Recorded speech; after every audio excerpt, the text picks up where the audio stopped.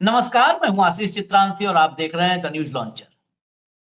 मोदी की बैसाखी, जिस बैसाखी के सहारे 2024 में तीसरी बार सरकार बनाने में कामयाब हो गए।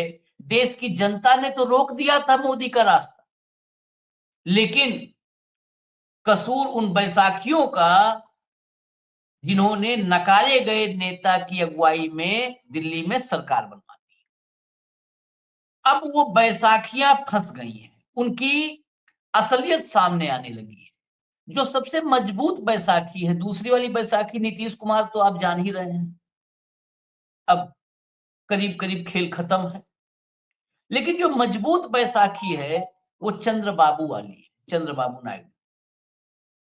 वो 16 अपने और 2 पवन कल्याण भी मजबूरी में कहीं जा नहीं सकते, तो 18 सांसद मैं मानता हूं कि 18 सांसदों के साथ ये सरकार बनवाई। आज भी चंद्रबाबू अगर पीछे हो जाएं, तो इस सरकार को कोई बचा नहीं पाएगा। अब खबर है जो बड़ी खबर, वो ये है कि चंद्रबाबू के खिलाफ यानी मोदी की बैसाखी के खिलाफ गवई के पास, chief justice of India Gavai के पास 1000 चिट्ठियां पहुंच चुकी हैं। हम सबूत के तौर पर आपको चिट्ठी भी दिखाएंगे और कुछ चिट्ठियों की तो जो पावती है, जो रिसीविंग संख्या है, वो सब दिखाएंगे। वो सारा डिटेल मंगवा करके कार्यक्रम कर रहे हैं।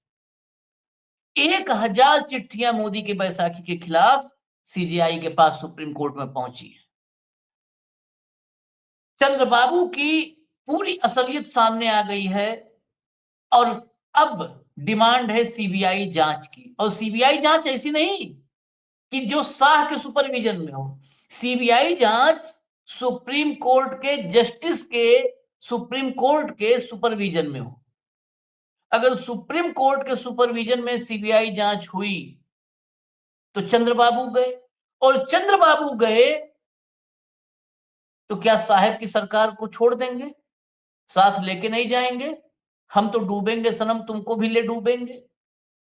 तो ये मामला बड़े दूर तक जा रहा है। इसीलिए इस मामले में ये भी एक डर है, निजी तौर पर मैं जो बार-बार कहता हूं कि इस मामले में सुप्रीम कोर्ट में भी कुछ हो, उम्मीद कम है। लेकिन सीजेआई के पास, चीफ जस्टिस के पास 1000 चिट्ठियां पहुंचना ये बहुत बड़ी खबर है। शायद ही कभी 1000 चिट्ठी चीफ जस्टिस के पास भेज दी गई हो। और भेजने वाले कौन लोग हैं? ये कोई राहुल गांधी के लोग नहीं हैं, कोई बीआरएस के लोग नहीं हैं, या वाईएसआर के लोग नहीं हैं, जगन रेड्डी के लोग नहीं हैं। ये आम जनता है, आम जनता चिट्ठी लिख रही है अपने मुख्यमंत्री के खिलाफ। लाइए जरा राव साहब को स्क्रीन पर, इस खबर के सूत्रधार हैं राव साहब, राजशेखर राव, स्वागत है आपका। इस खबर के सूत्रधार हैं, सारे सबूत, चिट्ठी, सब कुछ राव साहब ने ही मुहैया करवाया है। तो क्रेडिट गोज टू राव साहब। मैं आपको चिट्ठी दिखाता हूं, चिट्ठी के भीतर क्या है पूरा डिटेल राव साहब बताएंगे, लेकिन मैं चिट्ठी दिखा दूं, इंट्रोड्यूस कर दूं। ये चिट्ठी लिखी गई है to honourable chief justice the supreme court, Tilak Marg, new Delhi. Subject देख लीजिए, request for CBI inquiry to check the looting of the Andhra Pradesh treasury. Andhra Pradesh के खजाने की जो लूट चल रही है, उस पर सीबीआई जांच करवाने के लिए अनुरोध किया गया है। ये पहला पैरा शुरू है और आखिर तक चिट्ठी में मैं सारांश बस बता देता हूं कि जिस तरीके से सरकारी जमीनों को कौड़ियों के भाव प्राइवेट सेक्टर के लोगों को, धन्ना सेठों को सौंपा जा रहा है, एक एक रुपए में, 90-90 पैसे में, 90 पैसे में टॉफी नहीं मिलती है, दुकानदार भगा देता है। उतने में एकड़ एकड़ जमीन मिल जा रही है, और प्राइम लोकेशन पर, जहां पर हम आप पैर रख दें तो पैर रखने टैक्स लग जाए, उन जगहों पर सरकारी जमीनें लुटाई जा रही है। और लुटाई जाने का मतलब है लूटी जा रही है। 2G, कोल स्कैम, ये सब जिस ग्राउंड पर कहा गया था कि 2G स्कैम, 2G स्कैम मतलब अगर आवंटन जो है, नीलामी ऐसे होती तो इतने रुपए और आते। एक काल्पनिक घोटाला, काल्पनिक स्कैम था कि अगर इतना होता तो इतना। ये तो लैंड सामने है, वो लैंड अगर मार्केट रेट पे बेची जाती तो कितने हजार, कितने 100 करोड़ आते, कितने हजार करोड़ आते, कितने लाख करोड़ आते, और उनको कौड़ियों के भाव अगर दिया गया तो क्या ये स्कैम नहीं है? ये मेरा सवाल है। बाकी पब्लिक का सवाल तो जो है वो भी हम उठाएंगे। सरकारी मेडिकल कॉलेजेज, जो मेडिकल कॉलेज सरकार ने, जब सरकार सरकारी गवर्नमेंट मेडिकल कॉलेज बनवाती है तो उसके कई मकसद होते हैं। एक तो उस प्रदेश के, देश के, समाज के, क्षेत्र के गरीब से गरीब व्यक्ति को निःशुल्क या कम से कम शुल्क में बेहतर से बेहतर चिकित्सा सुविधा मुहैया करवाना, ये पहला टारगेट होता है। दूसरा, मेडिकल एजुकेशन में, चिकित्सा शिक्षा में जो बच्चे, गरीब से गरीब बच्चे भी अपनी मेहनत से, अपने श्रम से, अपनी बौद्धिक क्षमता से जाते हैं सिलेक्ट होकर के, उनको वहां अवसर मिलता है। बड़ी संख्या में सरकारी मेडिकल कॉलेजेज को प्राइवेट सेक्टर को सौंपने की तैयारी हो रही है। और इतना ही नहीं, वो मेडिकल कॉलेज जाएंगे तो वो पूरे के पूरा जो एसेट है ना, गवर्नमेंट का एसेट, जिसको बनाने में उस जमीन की और उस एसेट की का वैल्यूएशन किया जाए तो अरबों में जाएगा। वो अरबों का एसेट हाथों हाथ सौंप दिया जाएगा प्राइवेट सेक्टर को। ये मोदी से ट्यूशन लिया है चंद्रबाबू ने, या चंद्रबाबू ही मोदी के टीचर रहे हैं? यह भी सवाल है। अब सब समझेंगे चंद्रशेखर राव साहब से, राजशेखर राव साहब से, क्षमा कीजिए। हाँ, तो अब इसको हटा दीजिए और वो दिखा दीजिए जो चिट्ठियां भेजी गई हैं उसकी एक सूची हमारे पास है। कुछ संख्या 64 के आसपास संख्या है, 1000 के आसपास गई चिट्ठी। ये देखिए, आप ऊपर से देखिए, डेट के साथ है ये, मतलब कुछ भी हवा हवाई नहीं है। बाकायदे इसको राव साहब ने बनाया है, एक एक करके जो क्रमबद्ध तरीके से डाटा मेंटेन किया है। 23 तारीख को किसने भेजा, कहां से भेजा, ये देखिए नाम, सबसे ऊपर रेड्डी साहब हैं गुंटूर से, उसके बाद विजय से, फिर उसके नीचे विजय से, फिर अनंतपुर, मतलब ये पूरा नीचे तक देखिए, अलग अलग जगहों से, और डेट वाइज, और रिसीप्ट नंबर, जो मैंने कहा था ना, रिसीप्ट नंबर वाइज, ये पूरा है, पूरा चला दीजिए। ये देखिए चिट्ठियां, ये सब चिट्ठियों की डिटेल है। एक एक जो आपको रो दिख रही है, उसका मतलब एक चिट्ठी, डेट, उसकी रिसीप्ट नंबर, प्ले करिए, रिसीप्ट नंबर आगे प्ले कर दीजिए, चलने दीजिए, आगे नाम, और आगे जहां से वो चिट्ठी लिखी गई है, सारा डिटेल इसमें है। अब चलने दीजिए चिट्ठी, मैं सवाल पे जाता हूँ। सबसे पहले राव साहब, उस चिट्ठी में क्या है, क्योंकि फैक्ट्स मुझे लगता है दर्शकों के लिए जानना सबसे जरूरी होता है, एनालिसिस पार्ट बाद में आता है। उस पूरी चिट्ठी में क्या है, और जो है उस चिट्ठी में लिखा गया है लोगों द्वारा, जमीन पर उसकी हकीकत क्या है? क्या वाकई सारा पूरे आंध्र प्रदेश में लूट चल रहा है? नमस्कार आशीष जी, आपको और अपने चैनल के दर्शकों को नमस्कार। इस चिट्ठी का पहला जो पैरा है काफी अहम है। इस चिट्ठी का पहला क्या है, ये कह रहा है कि गठबंधन के सरकार के युग में गठबंधन के जो भी भागीदारी पार्टियों के नेता है, वो जो भी घोटाले कर रहे हैं उनके ऊपर सीबीआई जांच नहीं हो रही है। इसके लिए हम आपके पास आने के लिए मजबूर है। मतलब सीबीआई जांच उन नेताओं पर नहीं होगी जो गठबंधन के भागी, एनडीए के हिस्सेदार हैं, उनके ऊपर कोई सीबीआई की जांच ही नहीं हो रही है।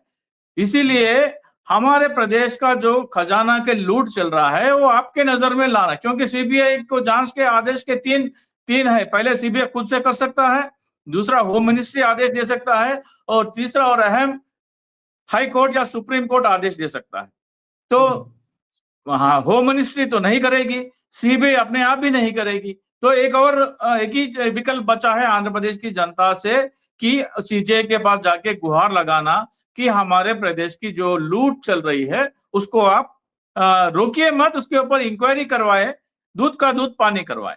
ये पहला पैराग्राफ है। इस पैराग्राफ का मायने ये भी लेकर चलना चाहिए कि अभी के जो चीफ जस्टिस है उन्होंने कई बार ईडी के रवैये के ऊपर, ईडी के पक्षपातपूर्ण रवैये के ऊपर कई बार टिप्पणियां की, और इसी के चलते आंध्र प्रदेश की जनता को CBI chief justice of India justice B. R Gavai काफी उम्मीदें हैं, क्योंकि उन्होंने स्वयं कहा है कई बार कि ईडीआई का रवैया जो है पक्षपातपूर्ण रहा है, और जहां पर काम करना चाहिए वहां काम नहीं कर रहे हैं, और जिनको हैरेसमेंट करना है उनको हैरेसमेंट कर रहे हैं। ये स्वयं chief justice of India B. R Gavai टिप्पणियां कई बार हुए, 4-5 बार उन्होंने अपने 5 महीने के जो कार्यकाल है उसमें कहा है। अब बातें हैं, 3 मुद्दे इस चिट्ठी में अहम है। हमने 4-5 महीने पहले इस एक मुद्दे के ऊपर, मतलब अमरावती लैंड पूलिंग स्कैम के ऊपर हमने डिस्कस किया है, वो मैं डिटेल में एक्सप्रेस नहीं करूंगा, उसका लिंक जो है आप डिस्क्रिप्शन में डाल दीजिए, लेकिन मोटा मोटा आपको बता देता हूं। जब नई राजधानी बनानी होती है तो आपको जमीन की जरूरत होती है। जब मतलब यानी आपके पास सरकारी जमीन होना चाहिए, नहीं तो आपको जमीन किसानों से लेना चाहिए, किसानों से खरीदना पड़े।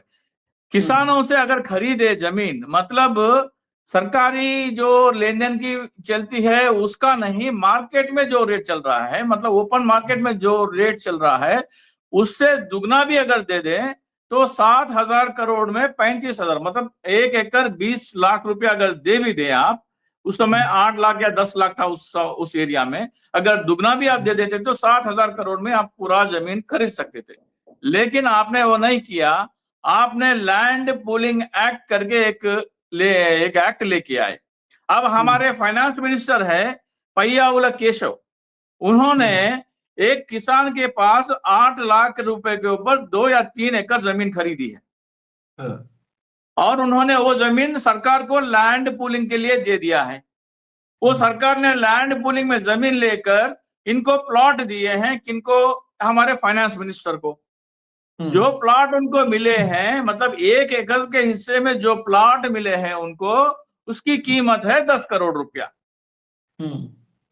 मतलब 8 लाख से किसान के पास जमीन खरीदी है, सरकार को लैंड पूलिंग में दिया है, लैंड पूलिंग में जो हिस्सा उनको प्लॉट मिले हैं उनकी कीमत है 10 करोड़, मतलब 120 गुना ज्यादा प्रॉफिट।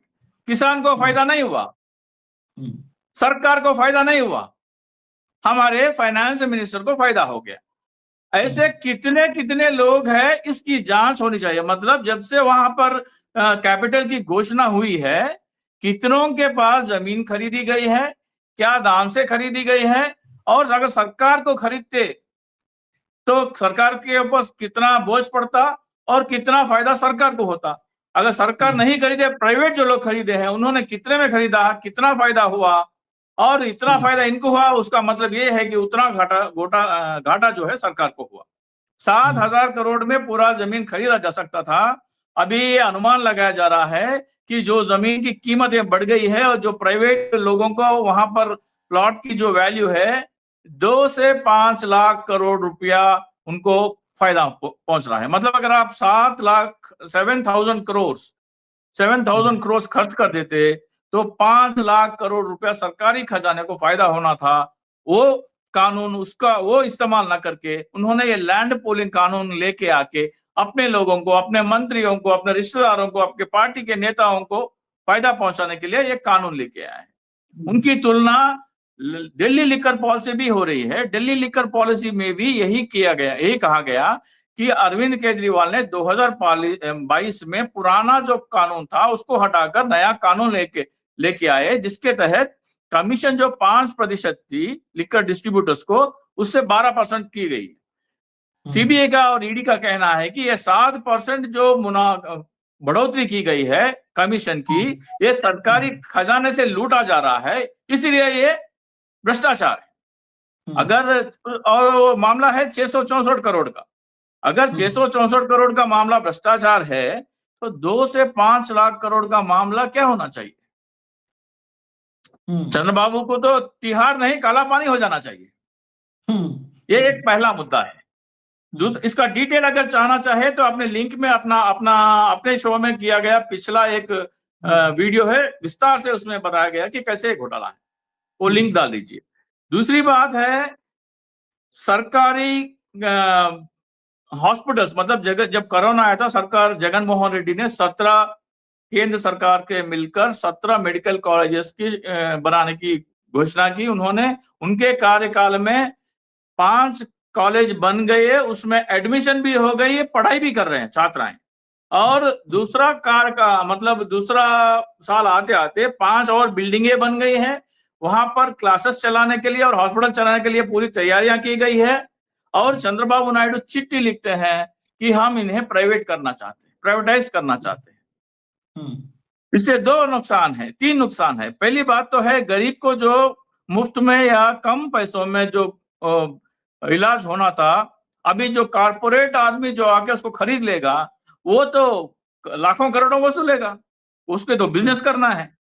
दूसरी बात, एक कॉलेज के ऊपर 150 मेडिकल सीटें थी, मतलब जो भी गरीब 3,200 3,550 कुछ सीटें आंध्र प्रदेश के खाते में आ रही थी ये मेडिकल कॉलेज के।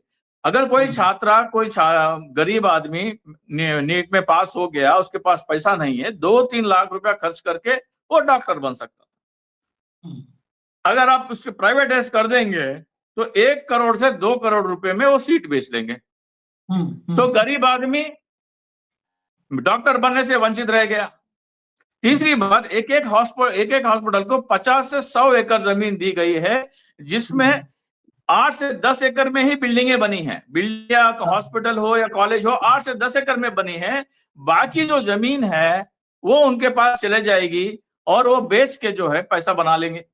ऐसे ही पैसा बन गया। मतलब एक 10 साल रुक जाइए, गवर्नमेंट मेडिकल कॉलेज या प्राइवेट मेडिकल कॉलेज के बगल वाली प्लॉट का जमीन का कीमत कैसे बढ़ जाएगी, तो वो भी फायदा हो जाएगा। तो तीनों तरह से फायदा। और कॉन्ट्रैक्ट किसको गया?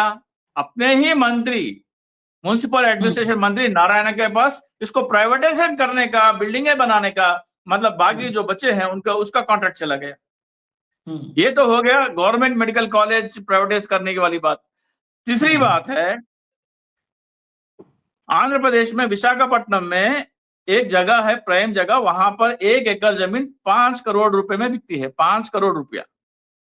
उस जमीन को ये लुलू माल करके है और चंद्रबाबू नायडू के रिश्तेदार की एक कंपनी है, URSA, उर्सा बोलते हैं उसको, और TCS को उन्होंने 1 एकड़ 99 पैसे में बेचा है।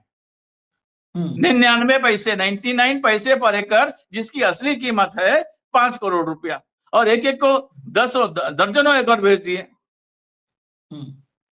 अरे भाई, आंध्र प्रदेश में 99 पैसे में भारत में क्या मिलता है आपको? चाय नहीं मिलती, पानी का पाउच नहीं मिलता। नहीं मिलता। हाँ। तो 99 मतलब क्या, बाकी का पैसा कहाँ जा रहा है? क्या नहीं समझ सकते लोग?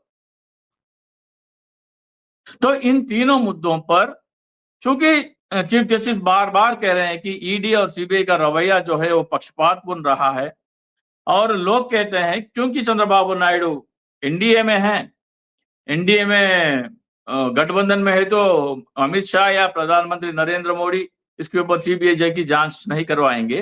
तो हम, क्योंकि चीफ जस्टिस गवाई साहब बार बार कह रहे हैं कि ईडी का रवैया पक्षपातपूर्ण है, क्यों ना हम उनके सामने ये प्रस्तुत करें। ये आ गई बात, किसी डिबेट में मैंने कह दिया, लोग क्यों चुप है? लोगों को चिट्ठी लिखना चाहिए चीफ जस्टिस के पास, क्योंकि वो बार बार कह रहे हैं कि ऐसा कह रहे हैं। मैंने एक वीडियो इंटरव्यू में कह दिया तो वो क्लिप चल गया, वायरल हो गया वो क्लिप। तो आज एक परिस्थिति है कि मेडिकल कॉलेज के विद्यार्थियों ने, क्योंकि उनके ऊपर, उनके सीटों का ऊपर ही है, उन्होंने एक मीटिंग बुलाई है एक इंजीनियरिंग कॉलेज के छात्राओं के साथ मिलकर, जहां पर 4,000 लोग पढ़ते हैं। उस कॉलेज में कम से कम एक 50% या 60% लोगों से चिट्ठियां लिखवाने के एक हफ्ते भर में उन्होंने एक प्लान बनाया है। और उसके बाद में ये छात्रा जो चिट्ठी लिखे हैं, हर एक इंजीनियरिंग कॉलेज और मेडिकल कॉलेज या गवर्नमेंट आर्ट्स कॉलेज जहां भी है जाएंगे, एक्सप्लेन करेंगे, और जो है इसको चिट्ठियां लिखने की जो है प्रक्रिया और तेज करेंगे। तो ये एक पूरा एक मतलब एक मान लीजिए एक निर्भया केस हो, आपने देखा होगा जल्लीकट्टू का एक हुआ था तमिलनाडु में, ऐसा कुछ होने के आसार काफी ज्यादा है। और अभी देखना है कि चीफ जस्टिस का रवैया क्या होगा। लेकिन चीफ आपको एक बात और बता दें, एक अहम बात है आशीष जी, जब 2019 के चुनाव का समय था, जब चंद्रबाबू नायडू मोदी के साथ नहीं थे, अगर अलग से चुनाव लड़ रहे थे, तो मोदी ने आंध्र प्रदेश के कर्नूल करके एक जगह है, वहां पर उन्होंने एक स्टेटमेंट दिया है, मैं आपको वो भी भेज देता हूं, वो भी हो सके तो चला दीजिए। उन्होंने कहा कि आमतौर पर कोई भी योजना हो तो उस योजना में घोटाले होते हैं, ये मोदी के शब्द हैं।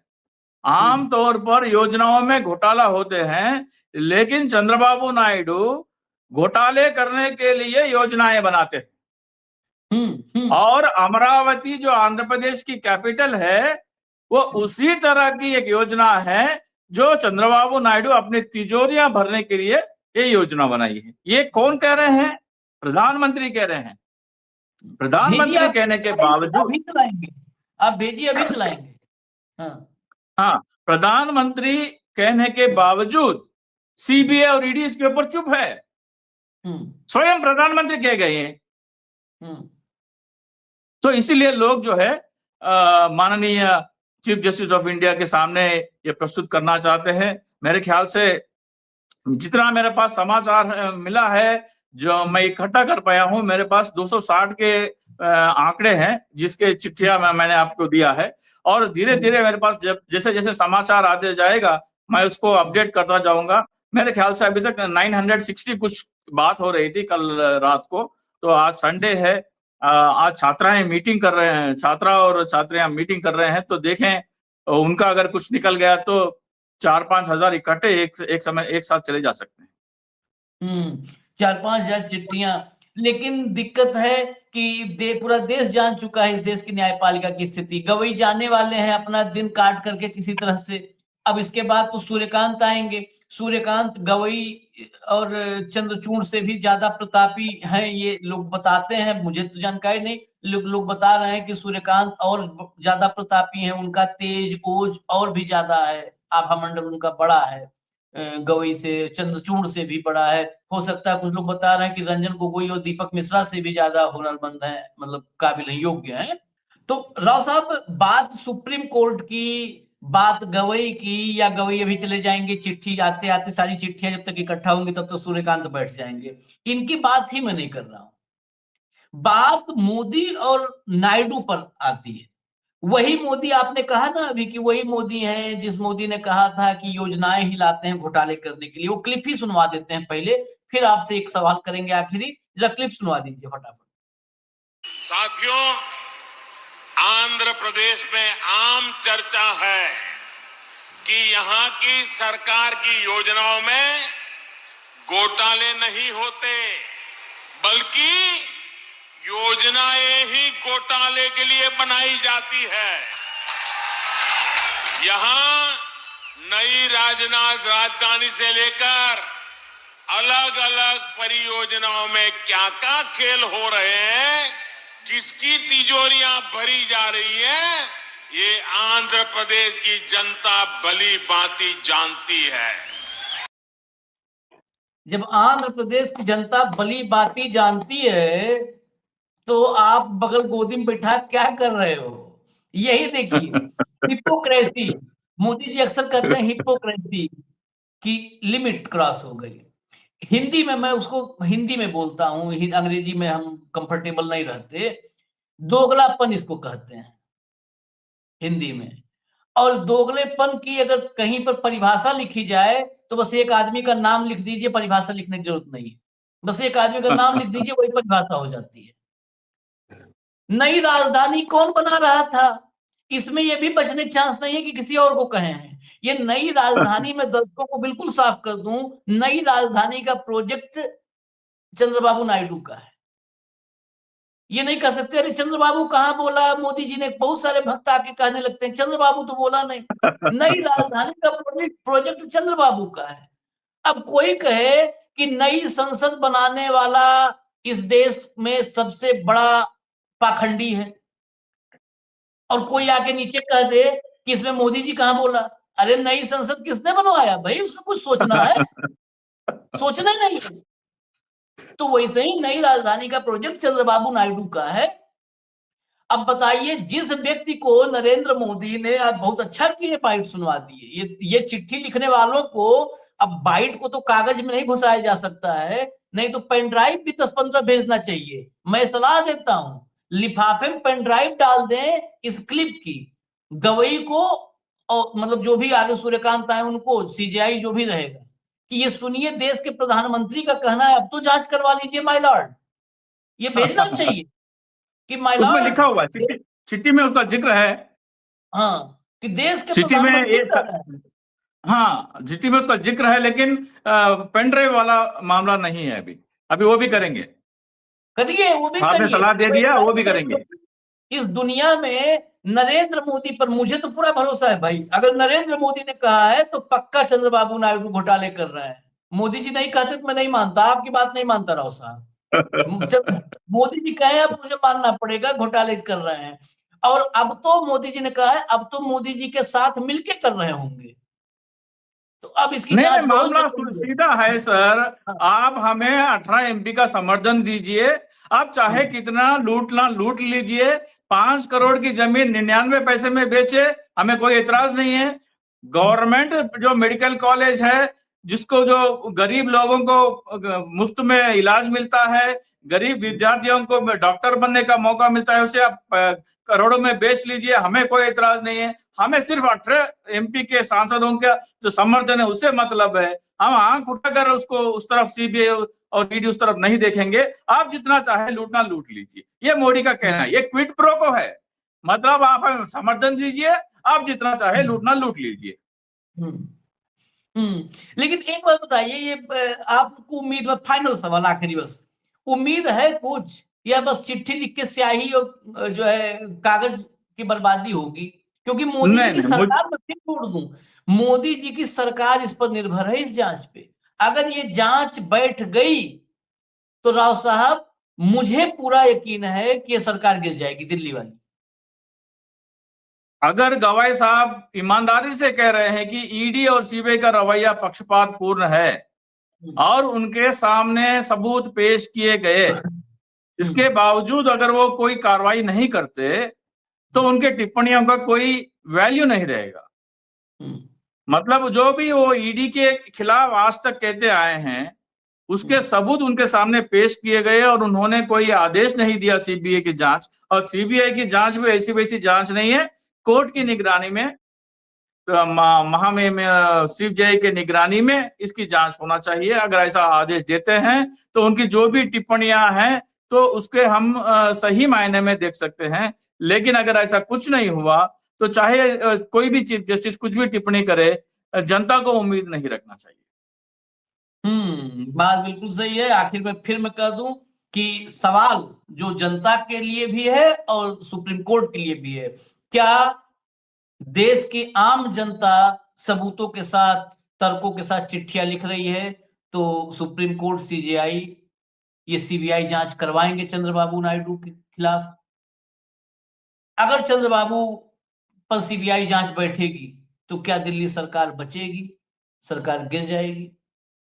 1000 चिट्ठियां, अब तक जो जानकारी 960 के आसपास, मतलब मैं मोटा मोटा 1000 की संख्या जो 960 बताए थे, सीधा सीधा 1000 के आसपास लिख रहे हैं।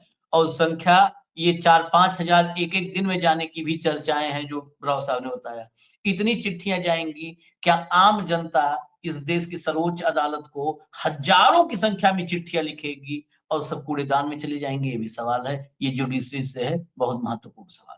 इजाजत दीजिए हमें, इस मामले का फॉलोअप हम लेकर के आएंगे। कुछ मामले होते हैं जिनका फॉलोअप लाना होता है, तो इसका फॉलोअप हम लेकर के आएंगे, क्योंकि हमें फॉलोअप के लिए मुझे इसमें मेहनत भी नहीं ज्यादा करनी है। मैं बहुत साफ बताता हूँ भाई, साफ बोलता हूँ। तो मुझे मेहनत भी नहीं करनी है, क्योंकि राव साहब इस मामले पर पूरे तरह से इन्वॉल्व हैं, लगे हुए हैं, इस मुहिम को चलाने से लेकर के और इस मुहिम के डॉक्यूमेंटेशन तक लगे हुए हैं। तो इसका फॉलोअप मैं राव साहब के साथ ही लेकर के आऊंगा। फिलहाल इजाजत दीजिए। धन्यवाद राव साहब, बहुत बहुत धन्यवाद और बहुत बहुत शुभकामनाएं। नमस्कार। नमस्कार।